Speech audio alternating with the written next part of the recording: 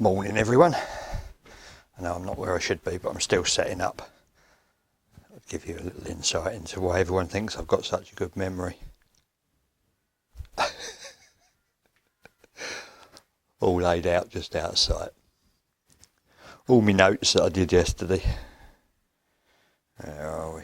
Cup of tea's there already. I have a little swap about at the back there. I brought my chess set, my little Chinese chess set into view, which I bought on my travels. Just for those of you that are hyper observant, which I'm sure you all are. Right, we have lights, we have tea, we have notes, we have a fag on the go, because I usually have a cup of tea and a fag before I start, but I thought you could join me today for that process. So, before we do get started properly, if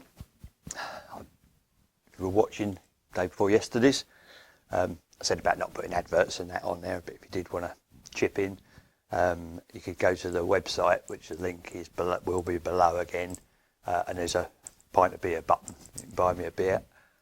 Thank you all so much. It was very, very well received, as was the beer, which I've got some down there for later. I think we're finished with the beer today. Yeah, great, it's brilliant.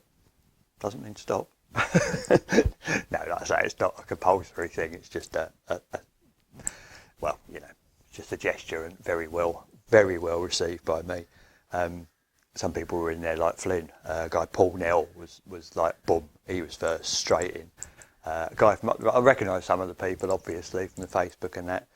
Paddy Arnold, who's actually a relation of my wife's. Cheers for the beer, but I'd much rather have had it up the White Horse, but we won't be doing that for a while because I've just heard that the pubs might not be open till Christmas. But then, like I said before, the sort of stuff you hear on Facebook, that don't mean any of it's true, does it? You know, some of the stuff is just farcical. In fact, Facebook and other medias have started putting a label over a lot of the pictures saying this is proved false news, which they could just put over the whole lot as far as I'm concerned. So yeah, anyway, thanks for all of those. One guy, David, somebody from Southampton, he bought me 2 beers. I think he wanted to get me pissed. Hear me go clattering down that ladder at the other end. I should have filmed that actually. That is, it's like, you know, it's a death trap getting in and out of this attic. But we're up here anyway. So, let's get on with the story. Where did we leave you? Horton, this will be the last Horton one. I reckon I can get to the end of Horton in this one because we're sort of August. Yeah, I reckon the end of August time now. The end of the last episode, I'd just driven home, I'd caught the koi, I'd caught the big grey one. I'd met Robbie in the car park and he'd got the big conkers. His latest, you know, in a stream of ridiculous plans to catch a big carp. Got these big conkers and he was going to fish them. And I'd gone home for the weekend.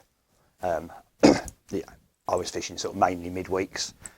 There was a few on in the midweeks, but weekends were busier, obviously, they always are.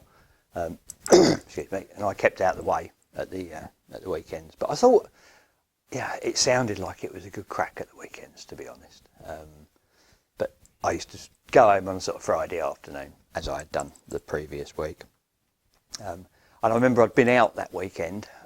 It was a bit of a strange home life for me at the time, you know, pre-marriage and stuff. I lived in a shared house at that time.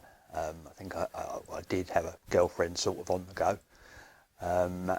And what I used to do every June, I used to have a massive party at my house. And that was like a farewell party for all my non-fishing friends that I knew I wouldn't see and wouldn't see me very often until winter rolled around again. But by this time, by sort of midsummer, I was going home at weekends and going up the pub. And I'd been up the pub that Saturday night, and there was quite a few of us who'd been to the Maid of Sussex. I remember I was up there. I've got a very good mate, Clive Burtonshaw, who I've known. He actually shared a house with me at the time. And another guy, Neil, there was Scottish Rab. There was about 5 of us sharing this house, and we'd all gone up the pub, and we got slaughtered. And ridiculously early the next morning, the home phone rung, and it was Keith.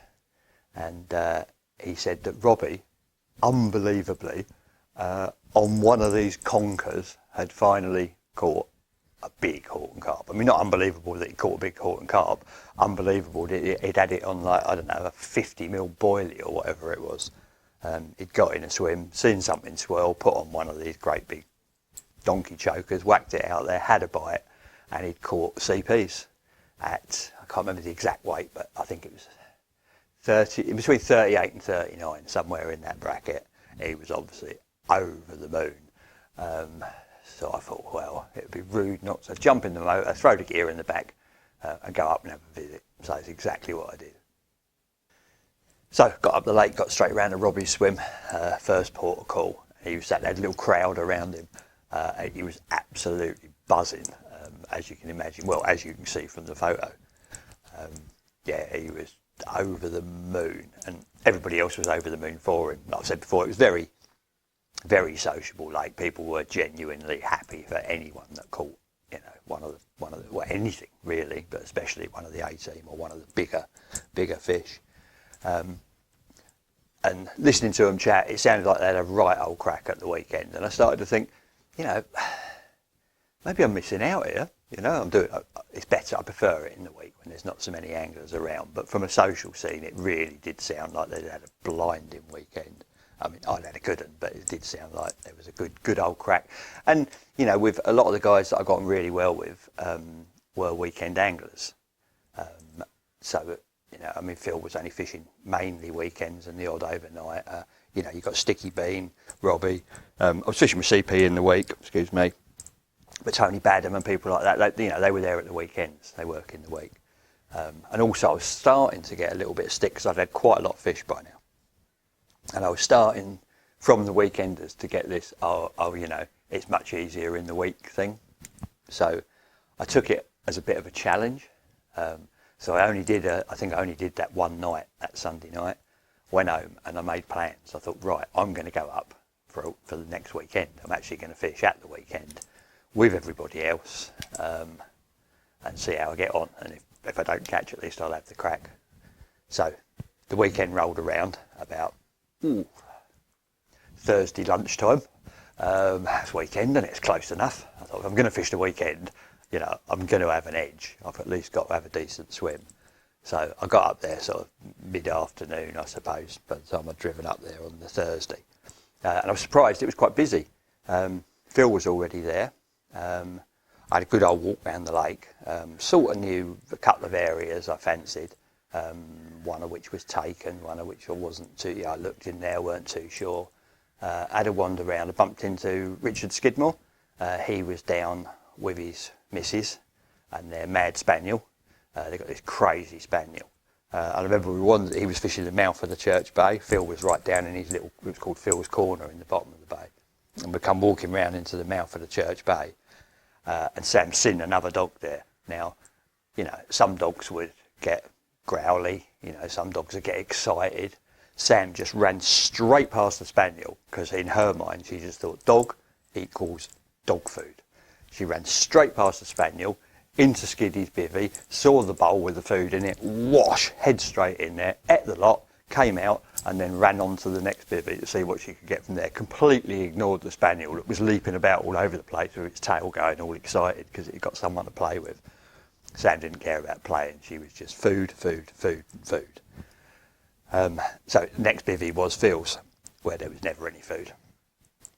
Quite often beer, but never any food. So we've gone round, I've chatted with Phil, and he said there'd been quite a few fish in and out of the Church Bay. So I walked round, had a look at the Church Bay steps and carried on round. And I got into the Dog Bay, which, you know, the further bay next to the kennels. And as I walked down, there's a swim called the Slope. I mentioned it before, where I used to climb the tree and watch the fish rubbing on the stone or whatever it was on the bottom. As I walked into the slope, a fish has come out the water, you know, a good fish, middle of the afternoon, this fish is just lifted out, woof, it's gone over, proper nice fish. It's not an area I really did an awful lot of time in. I didn't really, I did bits there, I liked it in there, but it wasn't one of my favourite areas. But this was a good fish. So I ran back and I got just, you know, the rods and the bed chair and just a brolly. But also in the back of the van, I'd got this thing. What had happened, because I was fishing at the weekend, and like I said, I didn't spend a lot of time at home anyway, and I did have a girlfriend on the go at the time. She weren't too happy about me not being there, you know, of the weekend as well as never in the week.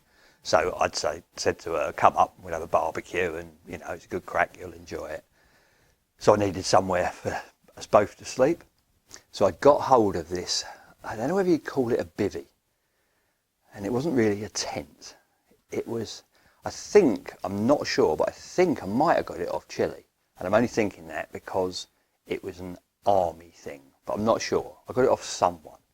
And it was a very old army style tent. I don't know if you know what a Nissen hut is. Sometimes you see them in you know, the woods and places from back in the war days. A Nissen hut is like one of them corrugated iron, dome shaped, long tunnel buildings.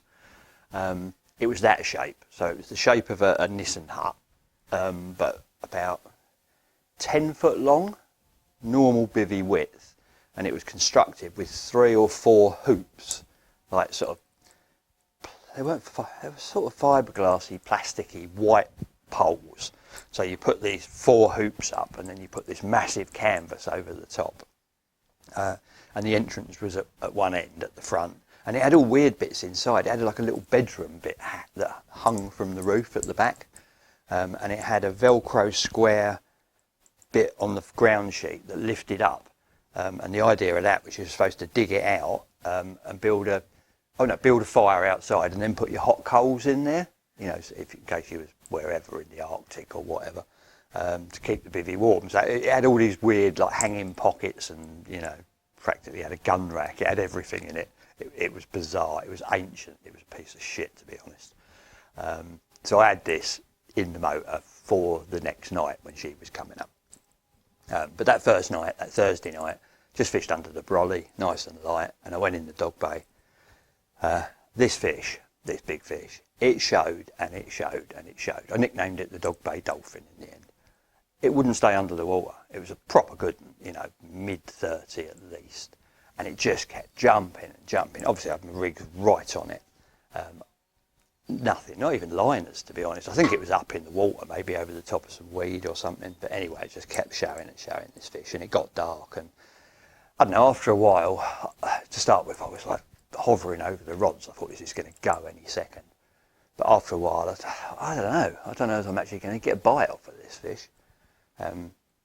So it got to, I don't know, late-ish, 10-ish. 11ish maybe. I wound my rods in, and I went round for a beer with Phil. We sat right in the bottom of the church bay in this little tiny swim. There was barely room for Phil, me and Fat Sam. It was just a little indentation in the corner. He had this little tiny brolly stuck over the top of it. And we sat there drinking beer and having a smoke. And he said to me, there's loads of fish here in the church bay. And as we sat there, because we were in the bottom of the bay, we could see out across the bay, across the main part of the lake, and as a consequence, we had a lot of sky in the background, so it was very light in the background. I mean, it doesn't get too dark around that neck of the woods because you've got Heathrow next door. You know, you've got Staines, you've got Slough. There's a lot of light pollution around there, so we could see quite well in the sort of silver surface of the water. And we were sat there and just watching these fish coming out. Some were right on field, like 20 yards out. But there was quite a lot in the mouth of the bay. Like I say, Skiddy was in the one swim, but there was nobody in the church bay steps or the next swim, which is the Harttail, where I'd caught the koi from. And we sat there, and they're just jumping, and they're coming out, you know, one after another. Two came out at once at one stage. And I'm sat there looking, I'm thinking, I've got to move around here. But I mean, Phil's in there, you know, he's only fishing in this little corner.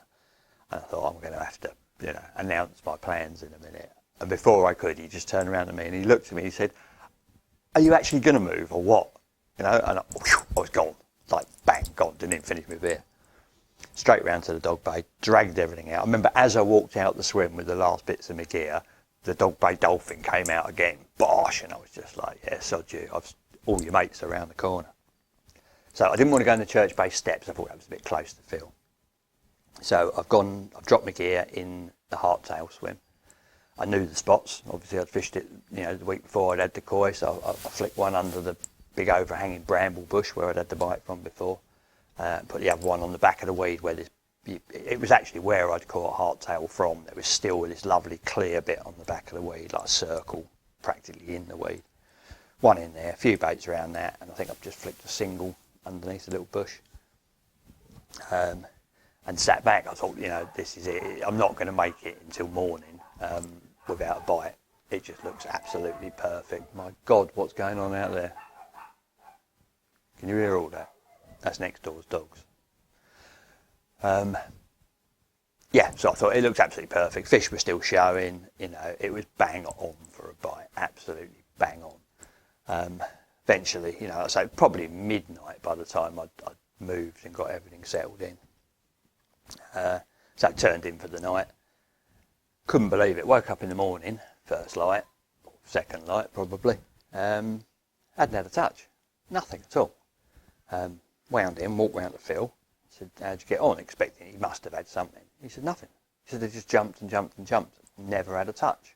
Same as they were doing or this one was doing in the dog boat. Well, something's going on here, But at least I knew we was on the fish. So I thought, I'm out and about now. I'll go for a wander round. I'll go round and see Skiddy and let Sam feed herself, get her breakfast, save me doing it. So we've gone round to see Skiddy, and Sam's just gone straight in again. Done the food, came out. She did have a little play actually with this mad dog for a while. And Skiddy was chuckling. He said, I see you last night. He said, moving at midnight. He said, the thing is, he said, I could see the fish from where I was sat. He said, and what you don't realise is they were all tench. And I was thinking, tench, really? I'd seen them silhouetted against the skyline. They were bloody great big carp, one after another. But from the angle he was at, where he had sort of woods behind him or in the back, he didn't have the light that me and Phil had had, and he was convinced that I'd packed up and moved on a load of tench that were showing at midnight. But I knew very much different. They certainly were not tench.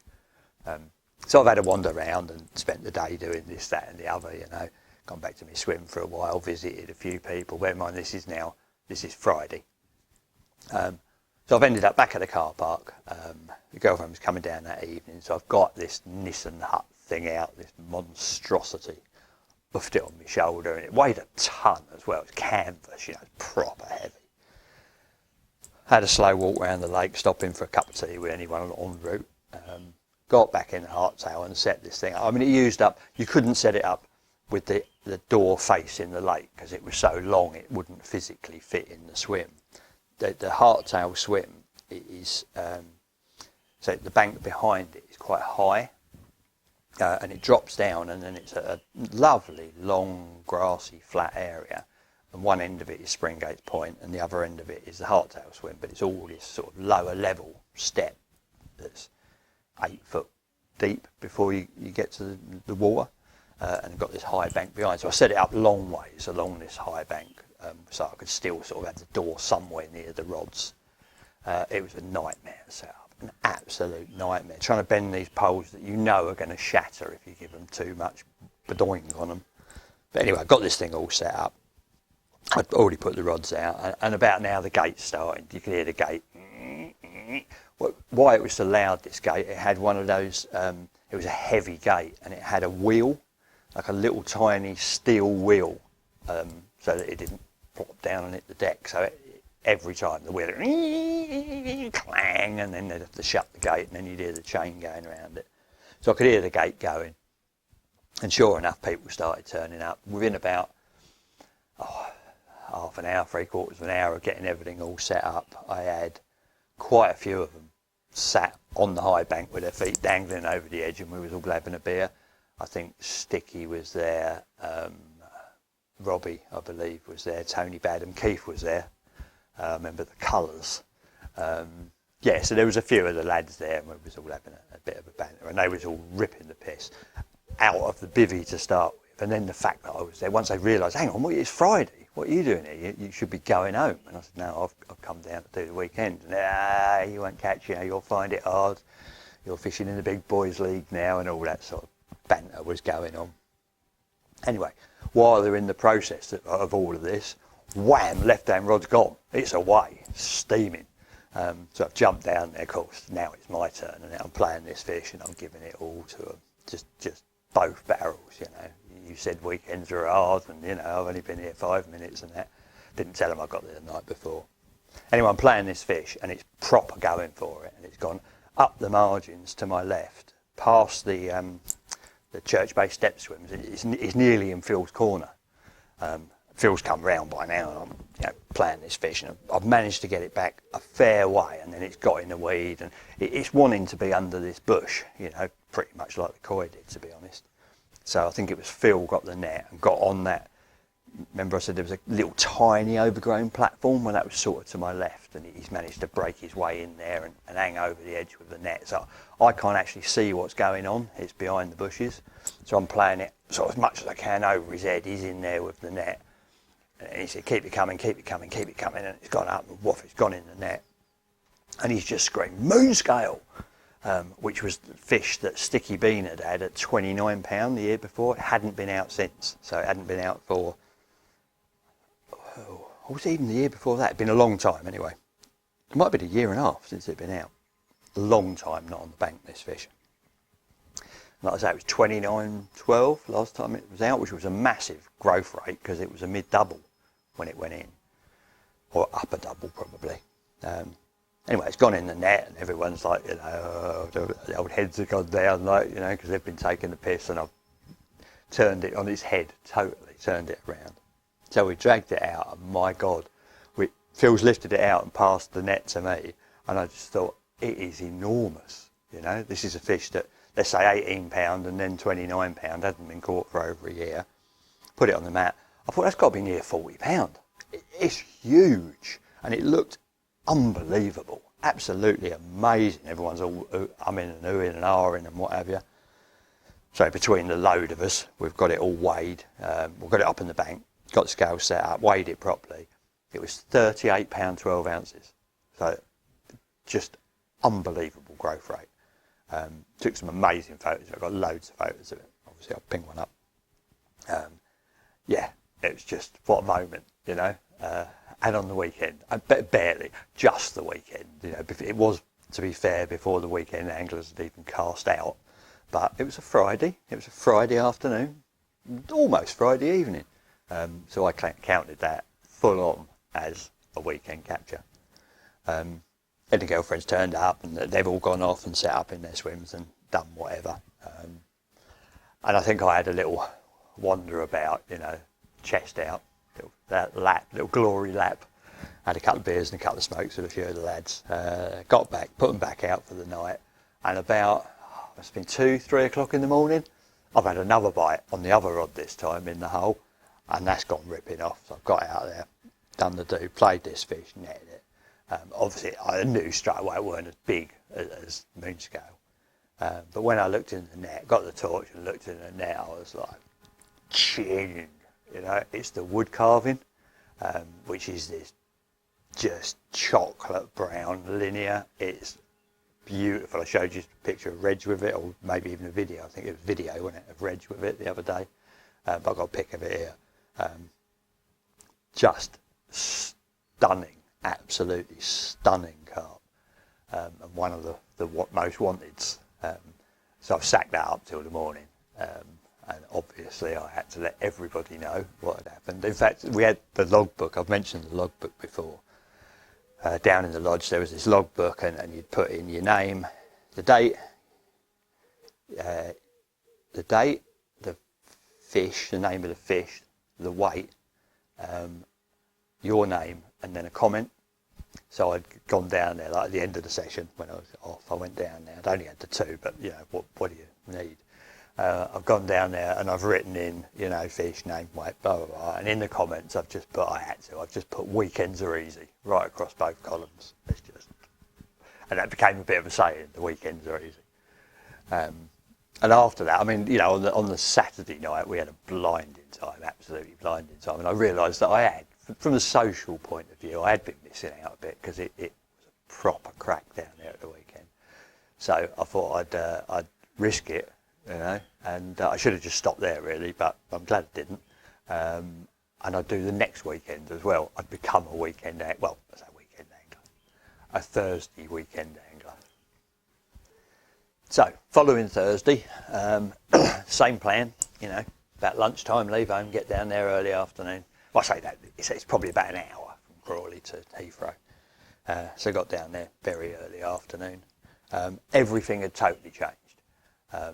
It wasn't nice weather at all. The wind had changed to the southwesterly, which is, you know, usually quite a warm wind, but I remember it wasn't a particularly warm southwesterly.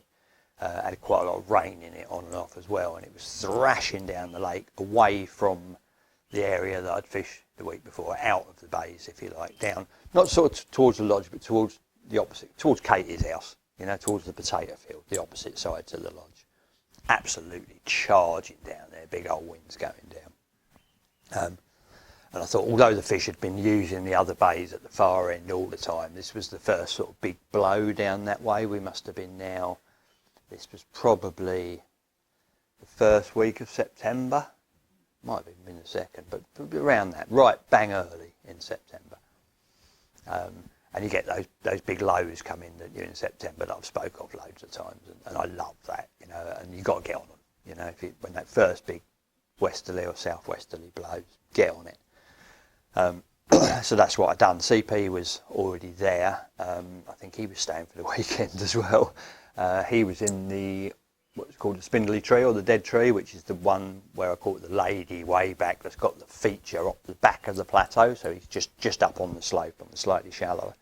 And there was a swim next to that, which was called the waiting swim, because this spindly tree swim was very popular, you know, especially in the warmer months. And people tended to, if they knew matey was going, who was in there, they'd go in the swim right next door, like literally right next door, so that as they went, they could shoot in there. So it became the waiting for the spindly tree swim, the waiting swim. So I've gone in, I've dropped in there, just thought it's perfect, you know, the weather's all coming in, probably better than the spindly tree, because it's, you know, the lake bed slopes down there. I had a few chucks about, and everything I brought back was horrible, like proper manky.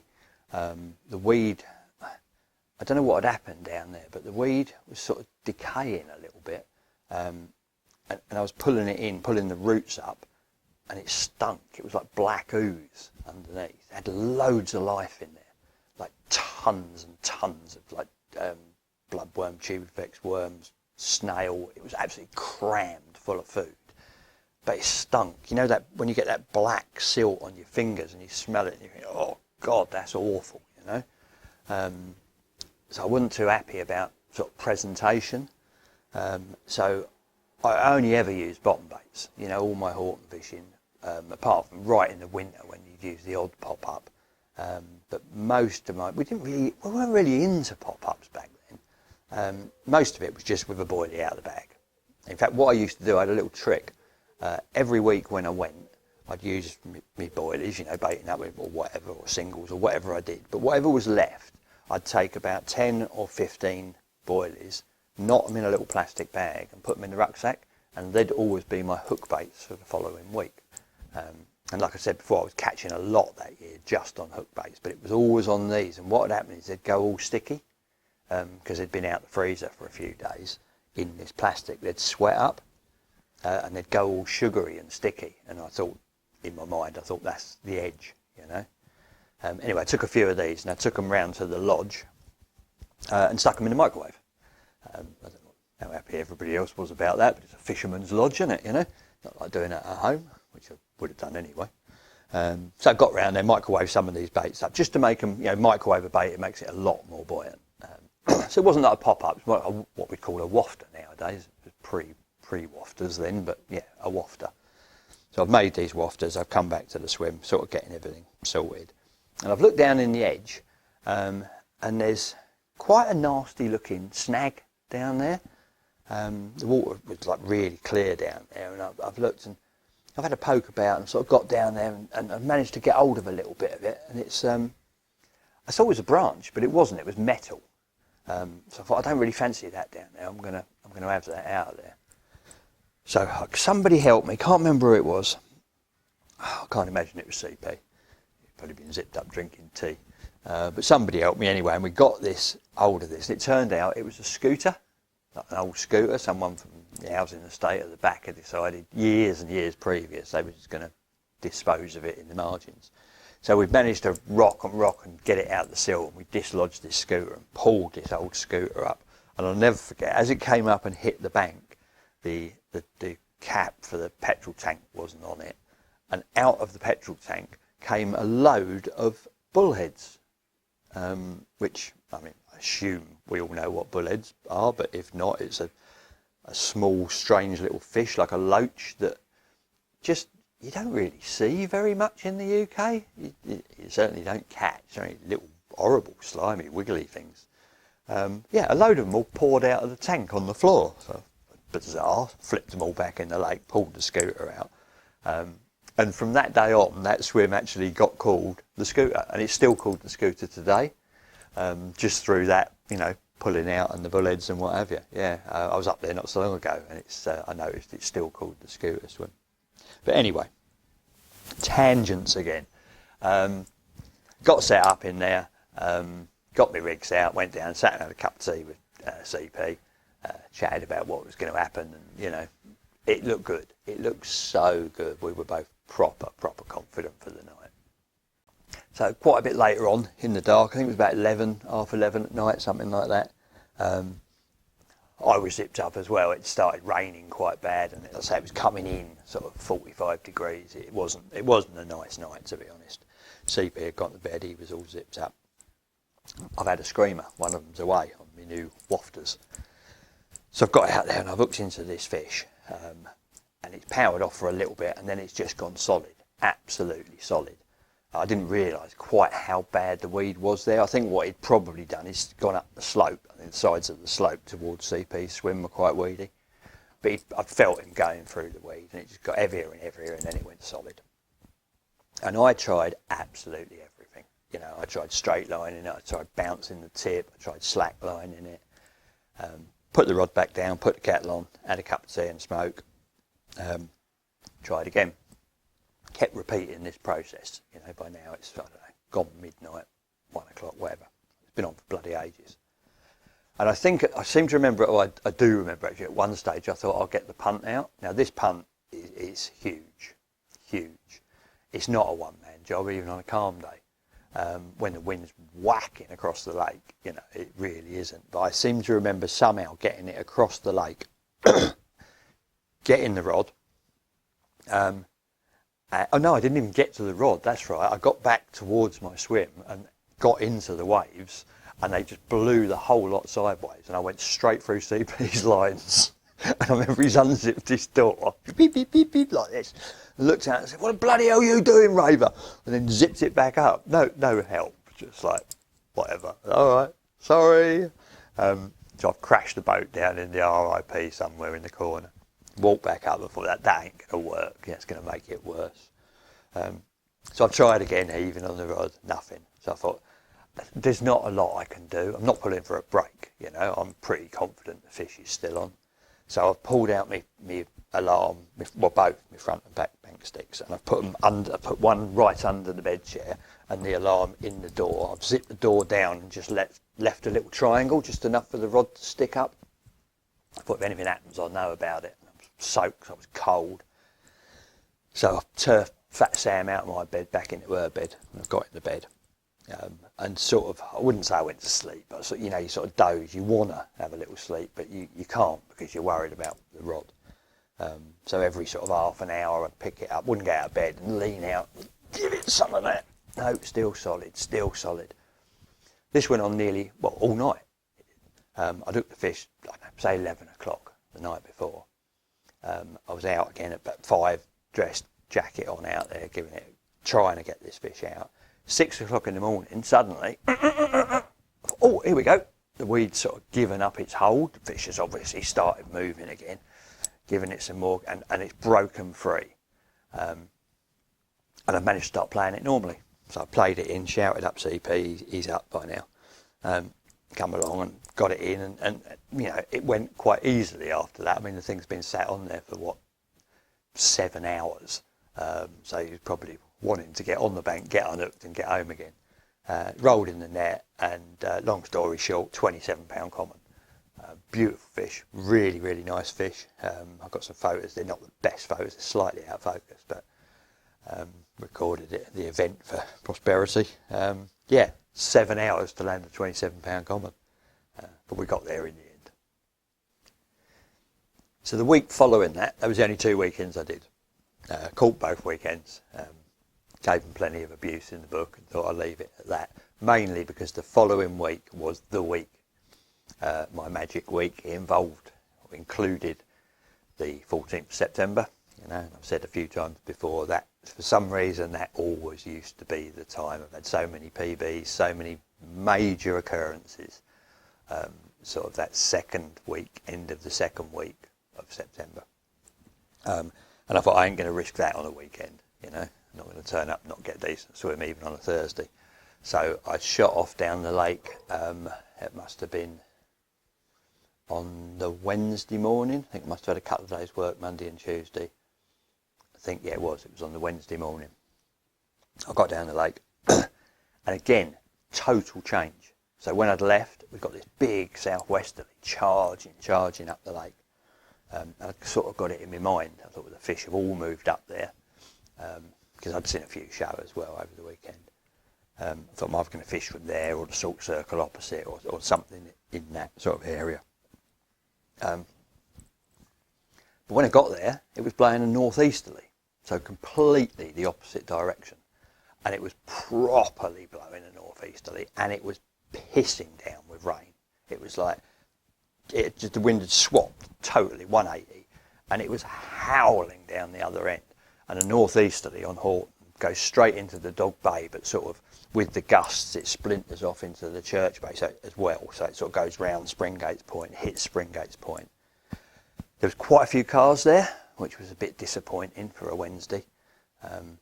So I've got a waterproof jacket and all that, and gone wandering off down there, gone along the sort of causeway bank with me and Fat Sam, still avoiding where the goose bit are up the arse, still going right down the margins and up the other side. Hadn't seen an angler yet. You know, the swim I'd caught from, empty, Spindley Tree empty, Plateau, Salt Circle, all devoid of anglers, but quite a few cars. I got up the other end of the lake, and there they all are. There's zipped up green mushrooms all round from the sort of Lookout, Shoulders Swim, Dog Bay, Springgates, Church Bay, mouth of the Church Bay. Obviously, you know, they've seen the change in the weather, and rightly so, you know. The waves were splashing up the bank, and you know, it was propping. You know, when it's really, really choppy, and then it goes flat, where you get that extra wind comes across. I call it the black wind, because it makes the top of the water go jet black as it forces it down, and then a big gust, you can hear it coming through, and then boosh, it's the far bank, and all spray comes up. And like I said, it was slashing down with rain as well. It looked really good up there, but it was far too busy for my liking. I don't think anything had been caught. So I had to walk right round, and I thought, I can't compete down there, I can't get in down there, I don't want to compete down there, just be another pair of rods in amongst the others. And I stood in the salt circle, and I thought, this actually looks really good in here. It was dead opposite the swim I'd caught the 7 hour common from the week before. So the same rough area of the lake. I knew a really nice feature out there. There was a little hump about 60 yards out. It just came up a couple of foot off the bottom. It was only tiny. Not a lot of people actually knew it was there. I'd found it just by chance one day. Just get a shorter drop. Nice and firm. Round to the left, sort of in front, because the next swim from the salt circle is the Weedy Bay. That's where it goes into its little curve. And that's only a margin swim, so you had quite a lot of water from the salt circle. You could go out left, out in front, out right a little bit. It's a good swim. And I stood in there, and everything's coming sort of side on and going away from me. And I thought, yeah, it's quite comfortable.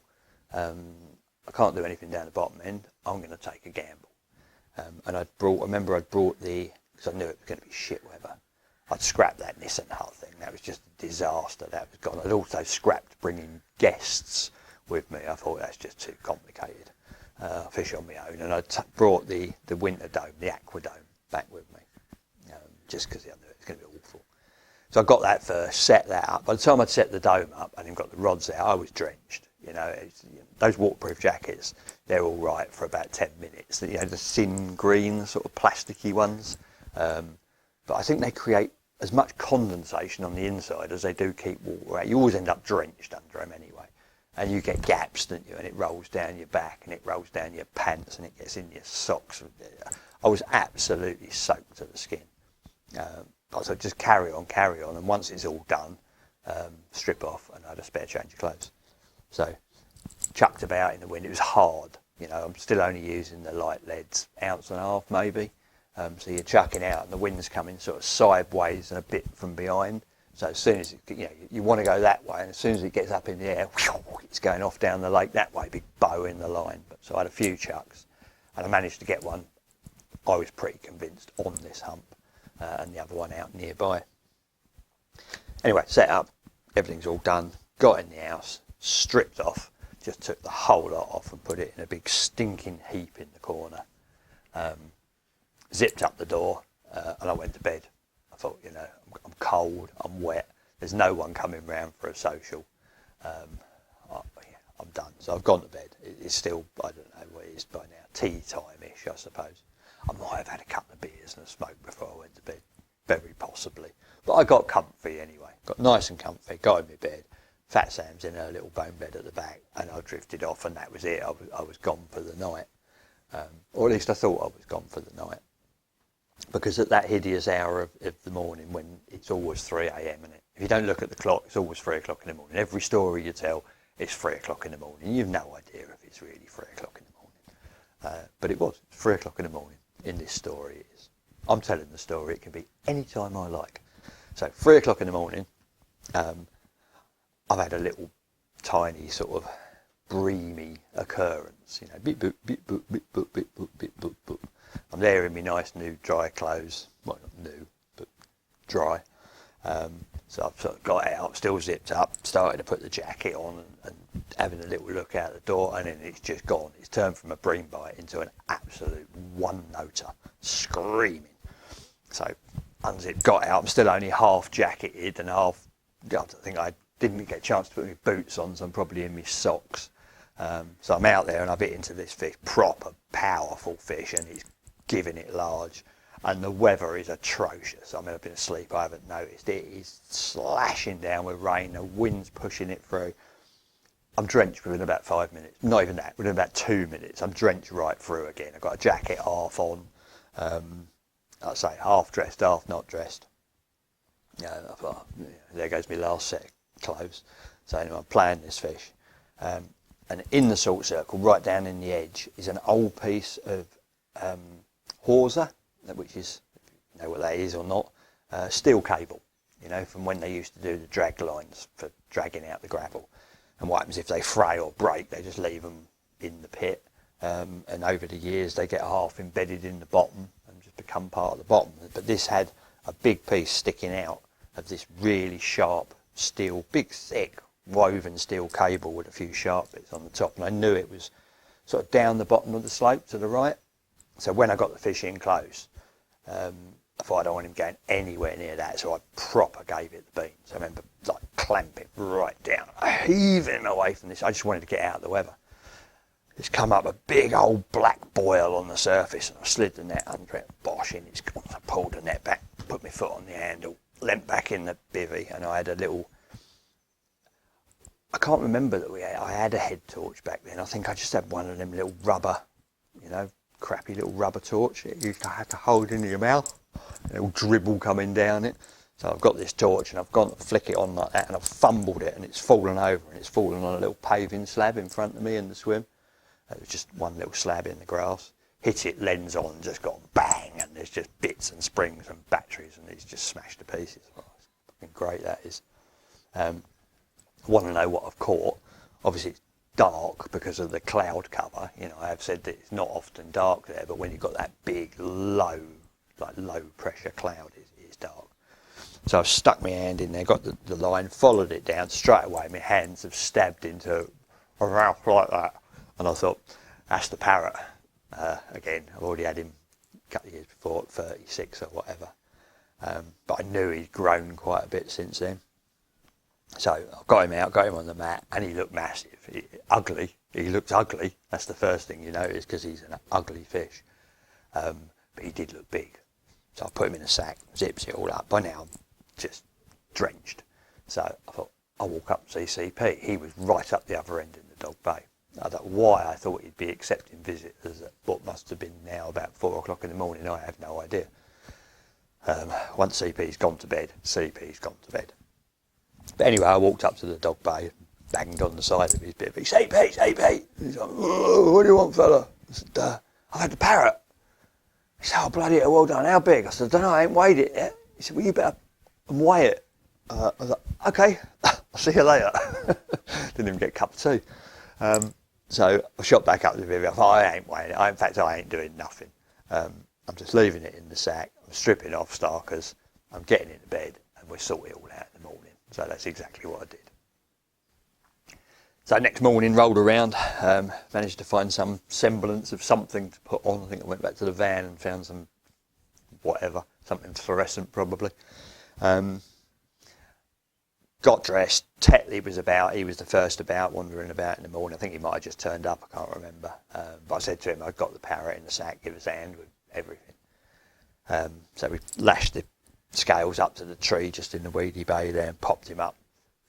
43.5, I think it was, which was a personal best for me. That was my third 40 at the time, which was quite a feat back then, to be honest. You know, not blowing me home, but there weren't many people that had done that, maybe no one. So there he was, you know, Mr. Ugly, 43.5 pound. And then before we'd done the photos, I remembered someone had brought up an inflatable parrot, only a little one.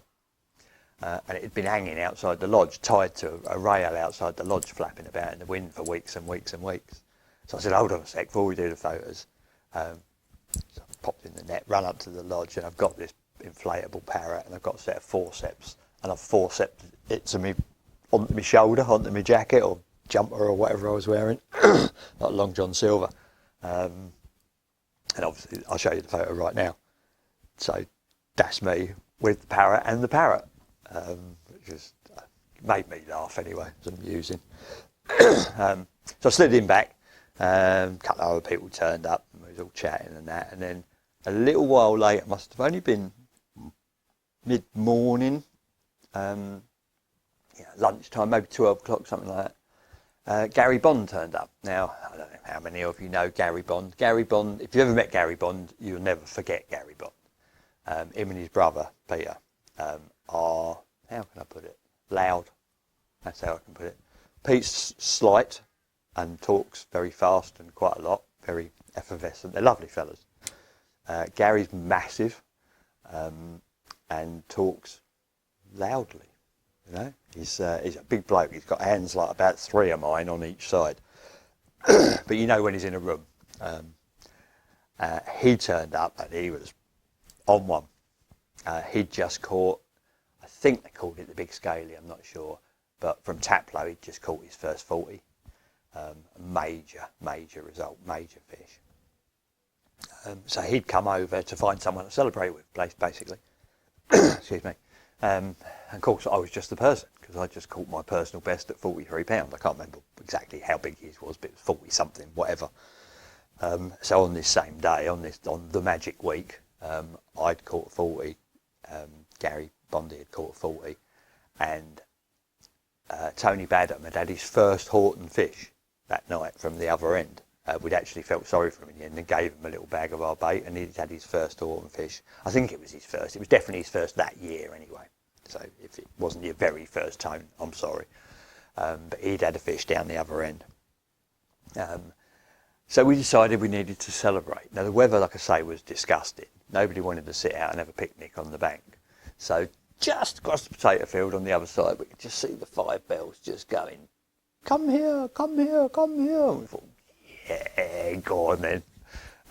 So we've trotted round there, all wet, all cold, past Katie's house, past the potato field, in through the back and into the pub. Now the pub had a roaring fire going. It was blinding. And like I say, we was all in there, it was like jaw wars, you know, we were all rah, rah, rah, rah, rah, don't know what the locals thought of us. I mean, this is only, we was probably in there by 12, 1 o'clock. And we shovelled a few down, as I think Tetley was there as well. I can't remember exactly who was there, but there weren't many of us, but there was like half a dozen of us. But I do remember Fat Sam. She was obviously cold and wet as well, but Fat Sam with a fire, had this thing. She would get so close to a fire, it was unbelievable. Her head would steam every time she saw a fire. She nearly always had her whiskers missing, because if you put the cooker on, make a cup of tea, she'd be straight over, and she'd put her head over the flame, and they'd just go, and they'd be gone. She loved heat. I mean, she'd sleep out in the middle of winter outside the bivvy on the floor, but if there's a fire going, she's practically in it.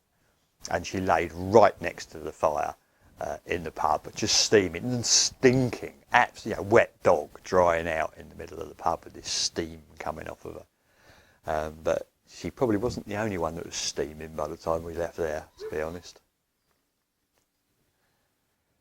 Right, we're back. I had a little break there. My battery on one of my lights ran out, so I've had to have a little bit of adjustment, change the settings on the camera, unveil the window so if the light levels have gone all over the place. Hopefully the microphone's back in the right place. Then you know what's going on. But there you go, anyway. Where were we? We were leaving the pub, weren't we? We were staggering out of the pub, actually, as it goes. And actually, that's a bit of an exaggeration. We weren't that bad. It'd only been like a lunchtime drink, so we'd had a few pints. Felt a little bit merry, let's put it that way. Walked down past the potato field, back to our respective plots. Now, it was Thursday afternoon, and I knew that Keith was coming down on sort of tea time after work. He'd taken Friday off work, and I'd obviously phoned him from the pub and said about, the power out and everything. And so he was buzzing to come down and have a little bit of a celebration, as you would, why wouldn't you? So I thought the best thing I can do is get back to my swim, get my head down, get a little bit of kip. Wake up brand new, ready for when he gets there. So got back to my swim, salt circle, chucked them both out, one on the hump, just one out in the middle. Before I could even get a chance to get back in the bivvy, I've heard the gate go off. I can't be Keith already. So I've looked round, and it wasn't. It was Steve, and I think it was Kev from Mainline. Come up for a visit. Obviously heard about the fish. Just come down to, wish me the best celebration. I think Phil turned up about that time as well. So we sat outside my bivvy having a chat, and most of the chat was about what had happened next, after Horton. Because me and Phil had spoke about Raisbury, the mighty Raisbury just over the road. Spoken about in sort of, hushed terms. It's like, that's the place to retire onto, massive great pit, the likes of Mary and Mary's mate and all those amazing fish in there. And I was like, I ain't going nowhere till I've caught shoulders. That's the one, it's the only one left. At this stage, I believe I'd caught every mirror in the lake. All the known sort of mirrors in the lake, apart from shoulders, the one I wanted. I'd even doubled up on CPs and the parrot now. I won't go nowhere till I caught shoulders. That was the one for me, my obsession. So anyway, we sat there chatting like this. Bang, it's gone. I'm away. I've hooked into this fish. Phil's going, that's going to be shoulders, mate. Okay, I hope so. And I'm playing this fish, and it did feel like a good fish. Because it was in and out of the weed and what have you, and it was putting up a good account of itself, and I was making a bit of a meal of it, I thought. And anyway, it took quite a while to get it in. Got it through the last weed bed, it's coming, and it's rolled up, and I thought, this is a bit embarrassing, it's not quite shoulders. Slid the net under it, was common, about £18. I mean, Steve and Kevin, that must have thought, really? Thought you were supposed to be good at this lot. Not that you've caught a small one, but, you thought it was the big one for a minute.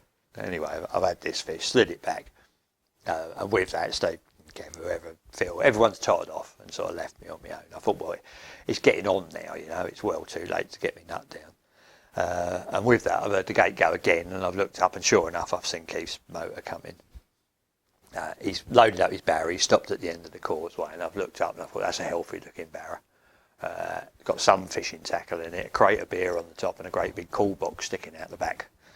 He's come down for a chat. Everyone's still fishing up the far end of the lake. So he's come down, he's had a little chat. I said, where'd you fancy then? He went, dead opposite you, fella. I was like, fair play, I'd have done exactly the same. So he went across in the freshly named scooter swim, where I'd had the 7-hour common the week before. So he's gone across, got in there, got his baits, getting his gear sorted, and waited till his bivvy's gone up and his rod's gone in. Well, that'll do me, so I wound mine in and I've walked around there. Thought I'd have a few beers with him, celebrate the parrot, and hopefully he'll have something in that cool box for me. Keith's cool box is a magical place. You know, it's one of those, you lift the lid and it's like a sweet shop. It's just full of goodies, you know. Straight away, always a bag of salted peanuts comes out. Massive, great big bag of salted peanuts. And then if you're lucky, the olives and stuffed olives follow, and all nice little picky bits and pieces. And then if you're there at the right time, which I made sure I was, tea time, out comes the wok, and Keith's usually prepared stuff at home, homemade curries. You know, he loves, like I do, loves making a curry. You know, and you might get a chicken danzak or something, and then a vegetable curry on the side. And he'll have all the bits that go with it, you know. He'll have like mango chutney, but he won't only have one mango chutney. He'll have a basic mango chutney. And then there was this other one he always used to bring, which I used to love. What was that called? Major Grey, I think. Yeah, Major Grey. It was like posh mango chutney. And he'd have a bit of lime pickle, and he'd have poppadoms, you know, and rice, and he'd have all the stuff. So I've stayed around there until I'm stuffed, you know. I've had my food, I've had my drink, and I thought, I am done now. You know, I've been lunchtime drinking. I've had no sleep with the rain and the fish and everything else thrown in. You know, I'd had the parrot in the night. I've been soaked. But I'm done. I'm going to bed. So I wandered back round to my swim, and I'm still damp. You know, my clothes are still, they're not wet, but they're still damp and uncomfortable. So got back round there, got the rods back out, stripped off, got into bed. Next thing I know, it's daylight, and I'm stood out there with the rod bent over in my pants and my t-shirt, freezing in the wind. It's still not very nice weather, with a very angry carp on the end. Hooked off the hump at about 50 yards and headed for the weedy bay to my left, which is only about 25 yards. So there's no way I'm stopping it. It's kiting like mad, and I'm winding like a lunatic, you know, and just couldn't retrieve enough line in time. And the next thing, Bosch, he's in the weed, solid weed in this bay. And he's gone in there and he's solid. So I've tried all the normal tricks, bouncing the rod tip, pushing this way, pulling that way, giving it everything, wading down the bank and trying, you know, it's not coming. So I've gone back, let the line back out, loosened the clutch, plocked it back on the alarm, made sure the alarm's on. Thought, I'll have a cup of tea and a fag. That sorts out everything. So I had a cup of tea, had a fag. Tried again. Went down, give it the big heave-ho, nothing. Repeat the process, cup of tea, fag, try again. By this time, people have noticed, people have come down. I can't remember because I know Dell came down from his... Dell was, by now, he was the head bailiff now and living in like the caravan near the lodge, which we used to call the dungeon, Dell's dungeon. And he'd come along, I think Chris Haswell or somebody like that was about, someone else, I can't remember. And they decided that the only way this was coming out was by the boat, which was fair enough. So they've gone up and got the punt. I think Keith by now has run around and got in the boat as well. Anyway, a boat full of people has turned up in my swim, and I've got in. I'm dressed by now. And I've gone round into the weedy bay in the front of the boat. They're all steering it and paddling it and whatever. And we got over the fish and we're giving it the big heave out where I am. Nothing. So I started hand lining it, nothing. It just would not give. And I said, look, I'm not pulling for a break. You know, let's give it a while. Let's just, you know, back off a bit. So we took the boat back to the swim. I remember we sat in the swim. I put a kettle on, made everyone a cup of tea, and I was starving. And we used to have these toasters, and like a flat tin round plate with 4 little wires that all leant together and touched at the top, and it took 4 slices of bread. Used to make the best toast. So I'd done everyone around a toast and Marmite and a cup of tea, and then we all had another fag, and then we all got back in the boat. And we've gone out there again, and it's still solid.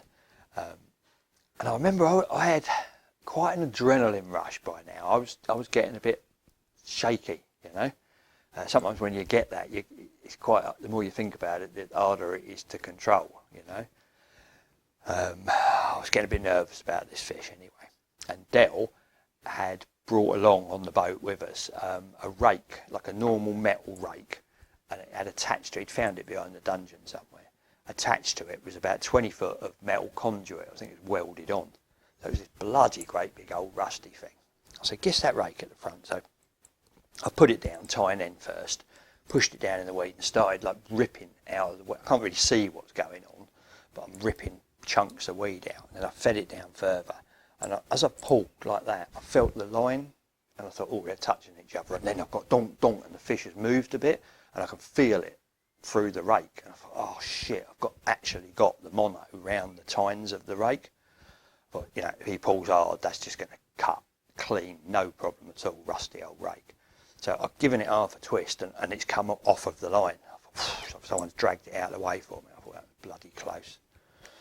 So I carried on hand lining and it's still not going nowhere, you know, apart from that one donk, there's been no movement. So I kissed the rake back and I turned it up the other way and fed just the handle down, so just this piece of conduit into the weed, away from where I thought the fish was. And between us, we've sort of got it on the front of the boat and made a bit of a lever and given it all that. And then suddenly, huge, great big sheet of bubbles come up to the top as the weeds rip clear. Straight away, I've got movement on the fish. So the rake's come out a bit and started pulling, and the weeds parted a bit. And the fish had actually gone into the weed, like they often do, and gone along, so it was further away than I thought. And the line sort of half come up, it's still quite heavy in weed. And behind it, about 15 foot from the front of the boat, the fish has come up. It's come up like that. And as it's hit the surface, this enormous great set of shoulders has just come out. Boop!